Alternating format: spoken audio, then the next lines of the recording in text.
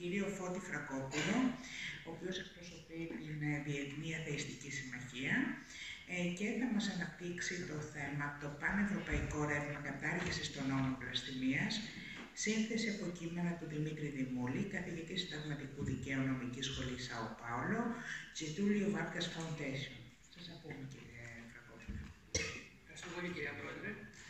Καλησπέρα και από εμάς, από τη Διεθνή Αθεϊστική Συμμαχία. Είμαστε μια διεθνής οργάνωση με αποστολή έναν πιο οικοδομημένο πλανήτη. Να δώσουμε φυσικά ένα οφείλω ευχαριστίες στον κύριο Παπαρίζο για την πρόσκληση και βέβαια θερμά συγχαρητήρια σε όλους τους διοργανωτές για το εξαιρετικό αυτό συνέδριο που νομίζω ότι μας κρατάει το ενδιαφέρον αμύωτο από χθες το πρωί. Ευχαριστίες επίσης οφείλονται και στον καθηγητή του συνταγματικού δικαίου, τον κύριο Δημούλη, ο οποίος έδωσε πλήρη ευκαιρία της χρήσης των δύο κειμένων του, από αποσπάσματα των οποίων συντάχθηκε αυτή η εισήγηση. Το ένα από αυτά είναι ένα θεωρητικό κείμενο που συμπεριλήφθηκε στο βιβλίο «Επίγειοι προστάτες του Θεού» της Εφημερίδας των Συντακτών, και άλλο ένα είναι ένα άρθρο το οποίο παρουσιάζει την πανευρωπαϊκή τάση κατάργησης των νόμων βλασφημίας και έχει τον τίτλο «Αγγλία, Γαλλία, Δανία, μπιπ την Παναγία». Ξεκινάμε από την Αγγλία. Η βλασφημία αποτελούσε επί αιώνες έγκλημα στην Αγγλία με βάση νομολογιακή κατασκευή. Πρόκειται για χώρα κληρονομικής μοναρχίας. Έχει κρατική θρησκεία με επικεφαλής της τον ή την μονάρχη και χαρακτηρίζεται ως γνωστόν από την πρόσθεση σε ονόδιες παραδόσεις. Στην πράξη, η ποινικοποίηση της βλασφημίας είχε πέσει σε αχρησία. Το τελευταίο θύμα της φαίνεται ότι ήταν ο κύριος Τζον Γκοτ, που περιέγραψε τον Ιησού ως γελοτοπίο τσίρκου και καταδικάστηκε το 1922 σε φυλάκιση 9 μηνών και καταναγκαστικά έργα. Έκτοτε, ακόμη και όταν ήταν έκδηλη η διάπραξη του αδικήματος, τα δικαστήρια έβρισκαν διεξόδους και δικαιολογίες για να μην καταδικάσουν άτομα που ασκούσαν την ελευθερία έκφρασης, κατοχυρωμένοι από την αγγλική νομική παράδοση και πιο πρόσφατα από τις ευρωπαϊκές συμβάσεις. Φανατικοί χριστιανοί και μουσουλμάνοι έφεραν όμως τους δικαστές σε δύσκολη θέση με τις μηνύσεις τους κατά βλασφήμων. Το Κοινοβούλιο πιέστηκε από επιτροπές και οργανώσεις να αποποινικοποιήσει τη βλασφημία, αλλά δεν το έπραξε. Όταν το 2008 μια Αγγλίδα δασκάλα καταδικάστηκε για βλάσφημες πράξεις στο Σουδάν, έγινε μεγάλη κινητοποίηση στη χώρα της. Αλλά ορισμένοι επισήμεναν ότι δεν ήταν λογικό να διαμαρτύρονται οι Βρετανοί για την ελευθεροκτόνο και οπισθοδρομική νομοθεσία του Σουδάν, ενώ στη χώρα τους η βλασφημία εξακολουθεί να είναι ποινικά κολάσιμη. Η καταργητική κίνηση ενδυναμώθηκε. Ακόμα και η ηγεσία της Αγγλικανικής Εκκλησίας δήλωσε ότι δεν αναντιώνεται στην κατάργηση του αδικήματος. Το Κοινοβούλιο εδέησε να αποποινικοποιήσει τη βλασφημία στις 8 Μαΐου του 2008 και το έκανε με λίγες απλές λέξεις. Καταργούνται στην Αγγλία και στην Ουαλία τα αδικήματα εθνικού δικαίου της βλασφημίας και του βλάσφημου παρουσιέματος. Άρθρο 79, παράγραφος 1 του Criminal Justice and Immigration Act. Στη Γαλλία, χώρα του διαφωτισμού και δομικά αποστασιοποιημένη από την Καθολική και οποιαδήποτε άλλη εκκλησία, η βλασφημία δεν αποτελούσε αδίκημα από την εποχή της διακήρυξης του 1789, που εγγύθηκε την ελεύθερη έκφραση, ανεξάρτητα από το τι πιστεύουν και επιθυμούν οι κοσμικές και θρησκευτικές αρχές. Μια ιστορικά ερμηνευόμενη εξαίρεση αφορούσε τις περιοχές της Αλσατίας και της Λορένης.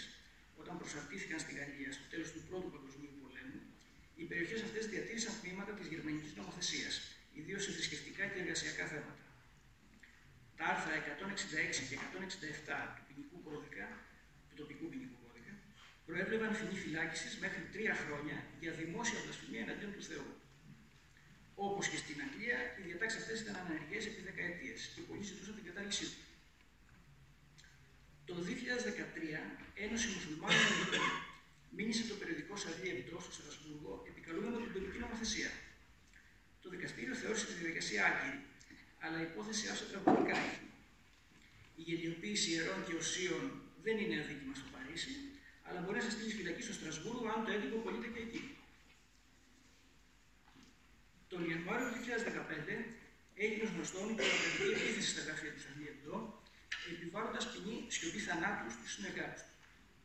Τη στιγμή που σχεδόν σύσσωμη η Γαλλία δήλωνε Λουσόν Σαμπί και έπνεε μένεα κατά τον θρησκόλη των δολοφόνων, θα ήταν τραγελαφικό ένα δικαστήριο της Αλσατίας να δικάσει συντελεστές εκείνου ακριβώς του περιττικού για βλασφημία.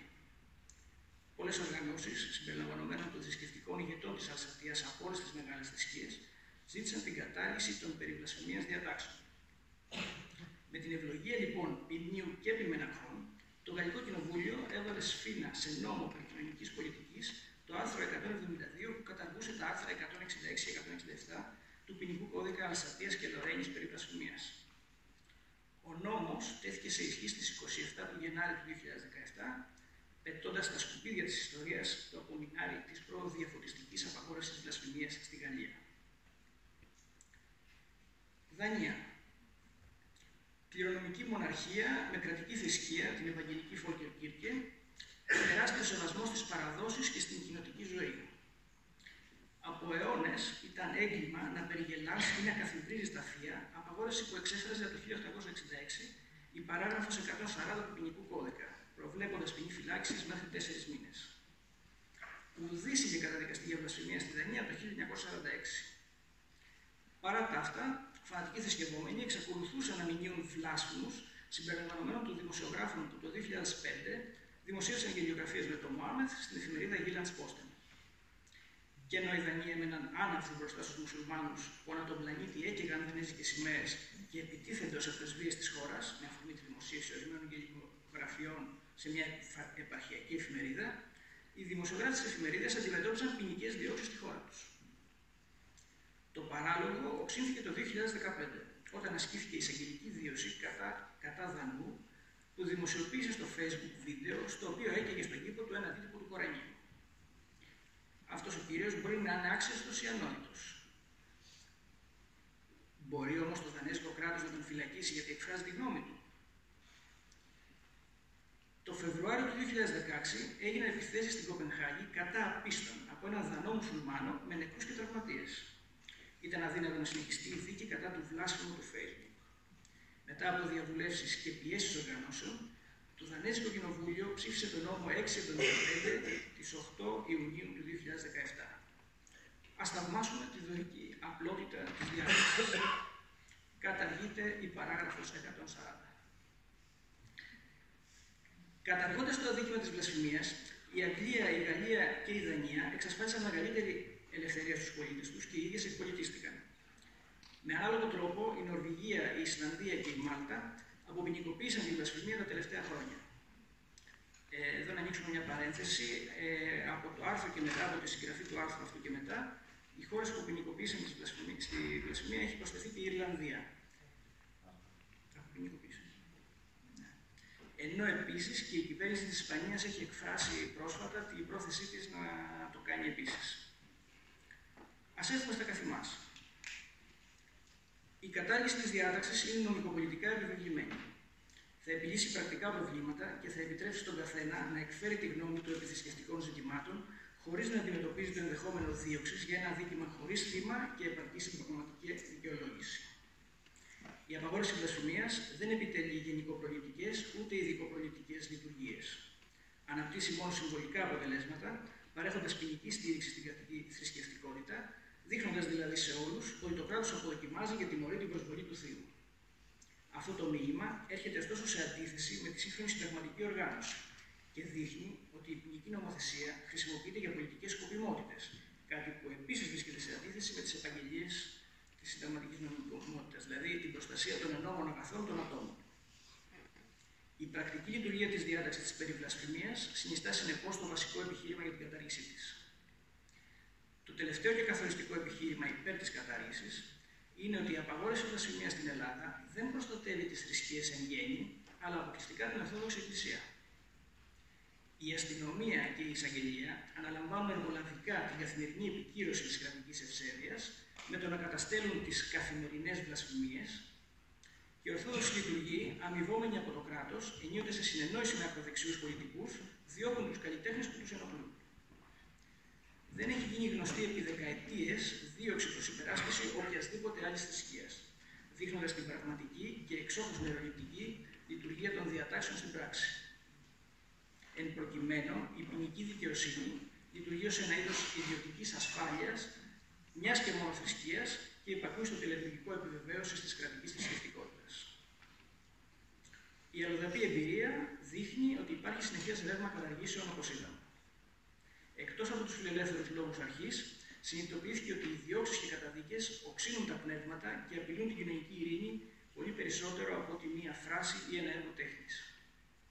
Ακόμη και όποιος θεωρεί κακόβουστος και αποδοκιμαστές τις ειρωνίες του Σαρλί Εμπντό, δεν μπορεί να ανεχθεί μια κατάσταση στην οποία τα κράτη διώκουν ποινικά και φυλακίζουν όσους θρησκευόμενοι τρομοκράτες θέλουν να σκοτώσουν.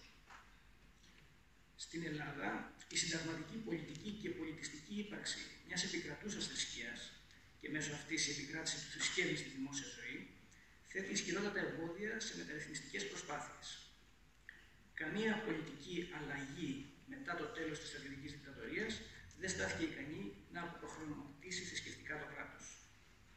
Οι θρησκευτικού περιεχομένου φεουδαρχικές επιβιώσεις εμφανίζουν ιδιαίτερη ανθεκτικότητα και η κατάργηση της διάταξης χωρίς βαθύτερες αλλαγές στη συνταγματική αυτοκατανόηση του ελληνικού κράτους φαίνεται αδύνατη. Ωστόσο, κανένας πολιτικός ρεαλισμός δεν πρέπει να αποτρέπει την νομικοπολιτική κριτική και τον κοινωνικό αγώνα για την εξάλληψη ρυθμίσεων που οι πολίτες κρίνουν απαράδεκτες και το κράτος θα όφιλε να καταργήσει για λόγους συνέπειας προς τις συνταγματικές εξαγγελίες του.